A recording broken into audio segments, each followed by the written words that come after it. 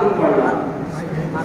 তো আল্লাহ হাবিব বলেন ওই ব্যক্তির জিম্মা আল্লাহ হইল না, আমি রাসূল হইল না। এই হাদিস থেকে অনেকগুলো মেসেজ মাসালা বের করে। একটা হচ্ছে তাওয়াক্কুল করার ক্ষেত্রে আল্লাহ রাসূলকে লাগবে। কারণ বলছে হাদিসের আবার হচ্ছে কোন ব্যক্তি যদি আল্লাহর উপর তাওয়াক্কুল করে, আল্লাহর জামিনদার হইল না, আমি নবী হইল না। বুঝতে পারছেন? তো বিষয়টা হলো মানুষকে তাওয়াক্কুল করতে হইলে এইভাবে তাওয়াক্কুল করতে হয়। ঘরের দরজা জানালা তালা নিজের শক্তি অনুযায়ী যেটা সবচেয়ে বড় তালা, এটা লাগানোর পরে হইব আল্লাহ তাকে আমার তাওয়াক্কুল দিয়েছে। সুবহানাল্লাহ। এবার তো তখন আল্লাহ দেখবে না বান্দা তার সঠিক তাওয়াক্কুল হয়েছে, তখন আল্লাহ তার বান্দার জন্য একজন আরেস নিযুক্ত করে দেন। তো এই জন্য আমরা তো অবশ্যই আল্লাহর উপরে একটা ইয়াস আল্লাহ দিকে আল্লাহর ছুটি করে না, আমরা এইভাবে পর্যন্ত চলে আসছি।